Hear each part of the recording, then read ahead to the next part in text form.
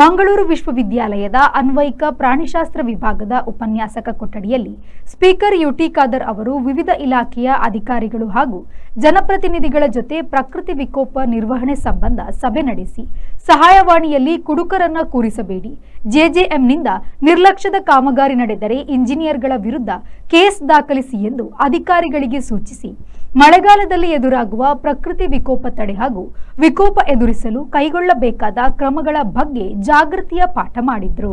ಮುಂದಿನ 10 ರಿಂದ 15 ದಿನ ಹಾಗೂ ಜುಲೈ ತಿಂಗಳಲ್ಲಿ ಮಳೆ ಬಿರುಸುಗೊಂಡು ಪ್ರಕೃತಿ ವಿಕೋಪ ಸಂಭವಿಸುತ್ತದೆ.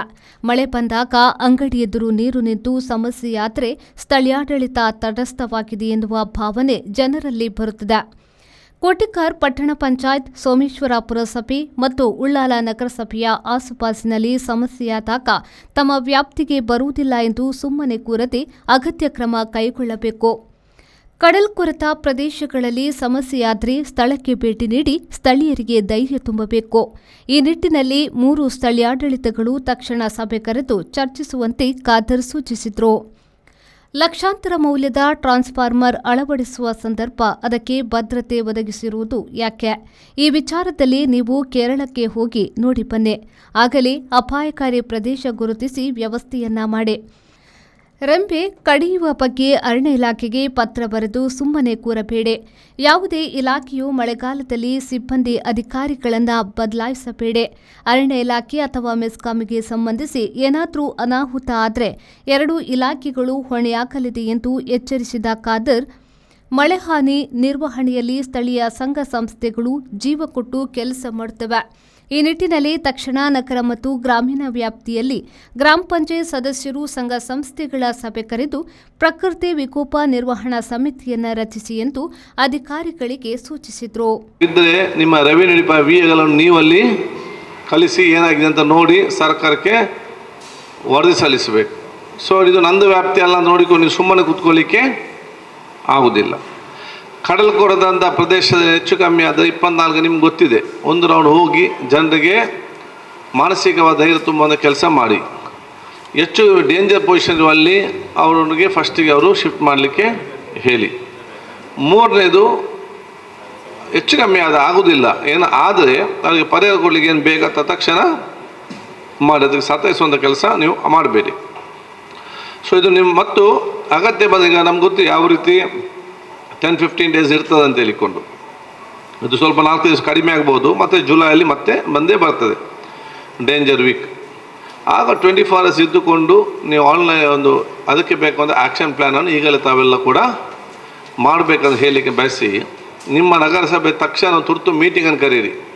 3 ಕಡೆ ಕೋಟೆಕಾರ್, ಸೋಮೇಶ್ವರ, ಉಳ್ಳಾಲ ಎಮರ್ಜೆನ್ಸಿ ಮೀಟಿಂಗ್ ಕರೆಸಿ ಏನು ನಾವು ಈ ಮಳೆಗಾಲಕ್ಕೆ ಸಂಬಂಧಪಟ್ಟ ಹಾಗೆ ನಾವೇನು ಪ್ರಿಕಾಷನ್ಸ್ ನಾವು ಮೆಜರ್ಮೆಂಟ್ ತಗೊಳ್ಳಿದ್ದೇವೆ ಏನು ತಗೊಳ್ಬೇಕಂತೇಳಿ ಪಂಚಾಯತ್ ಮೆಂಬರ್ ಜೊತೆ ಚರ್ಚೆ ಮಾಡಿಕೊಂಡು ಅವರವರ ವಾರ್ಡ್ ಏನು ಸಮಸ್ಯೆ ಇದೆಯಾ ತಕ್ಷಣ ಸ್ಪಂದಿಸಿ ತಮ್ಮ ಕ್ರಮ ತಾವು ತಗೊಳ್ಳಿ.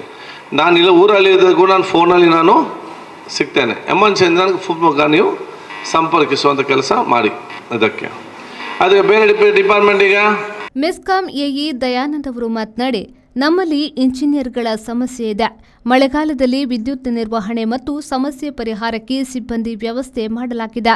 ನಮ್ಮಲ್ಲಿ 2 ವಾಹನಗಳಿದ್ದು 4 ವಾಹನಗಳ ವ್ಯವಸ್ಥೆ ಮಾಡಿದ್ದು ಒಟ್ಟು 6 ವಾಹನಗಳು ಮಳೆಗಾಲದ ಸಂದರ್ಭ ಕಾರ್ಯನಿರ್ವಹಿಸಲಿದೆ. ಈಗಾಗಲೇ ಮಳೆಯಿಂದಾಗಿ ಹಾನಿಗೀಡಾದ 19 ವಿದ್ಯುತ್ ಕಂಬಗಳನ್ನು ಬದಲಾಯಿಸಲಾಗಿದೆ ಎಂದು ಹೇಳಿದರು. ಮಳೆಗಾಲದಲ್ಲಿ ಜನರಲ್ಲಿ ಎದುರಾಗುವ ಆರೋಗ್ಯ ಸಮಸ್ಯೆ ನಿವಾರಣೆ ನಿಟ್ಟಿನಲ್ಲಿ ಗ್ರಾಮ ಮಟ್ಟದಲ್ಲಿ ಟಾಸ್ಕ್ ಫೋರ್ಸ್ ರಚಿಸಿ ತುರ್ತು ಸಂದರ್ಭದಲ್ಲಿ ಕಾರ್ಯನಿರ್ವಹಿಸಲಾಗುತ್ತಿದೆ. ಇದಕ್ಕಾಗಿ ಅಗತ್ಯವಾಗಿ ಬೇಕಾದ ಔಷಧಗಳ ವ್ಯವಸ್ಥೆ ಇದೆ. ನಾಟಿಕಲ್ ಆರೋಗ್ಯ ಕೇಂದ್ರದಲ್ಲಿ ವೈದ್ಯರಿಲ್ಲದ ಕಾರಣ ಕೋಟೆಕಾರ್ನಿಂದ 2 ದಿನ ಮತ್ತು ಉಳ್ಳಾಲದಿಂದ 3 ದಿನ ವೈದ್ಯರು ಬರುತ್ತಾರೆ ಎಂದು ಪಾವೂರು ಪ್ರಾಥಮಿಕ ಆರೋಗ್ಯ ಕೇಂದ್ರದ ವೈದ್ಯಾಧಿಕಾರಿ ಸುನೀತಾ ತಿಳಿಸಿದರು. ಮಂಗಳೂರು ಸಹಾಯಕ ಆಯುಕ್ತ ಹರ್ಷವರ್ಧನ್, ಉಳ್ಳಾಲ ತಾಲೂಕು ಮುಖ್ಯ ಕಾರ್ಯನಿರ್ವಹಣಾಧಿಕಾರಿ ಗುರುದತ್ ಎಂಎಸ್, ಪಂಚ ಗ್ಯಾರಂಟಿ ಅನುಷ್ಠಾನ ಸಮಿತಿಯ ವಿವಿಧ ಇಲಾಖೆ, ಗ್ರಾಮ ಪಂಚಾಯತ್ ಅಧಿಕಾರಿಗಳು, ಗ್ರಾಮ ಪಂಚಾಯತ್ ಅಧ್ಯಕ್ಷರು ಈ ವೇಳೆ ಉಪಸ್ಥಿತರಿದ್ದರು.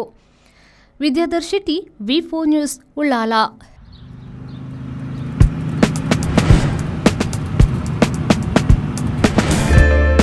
Park with ease at Ajanta Business Center with security access and convenience at your fingertips. Step into a welcoming lobby where a warm smile greets you and your clients.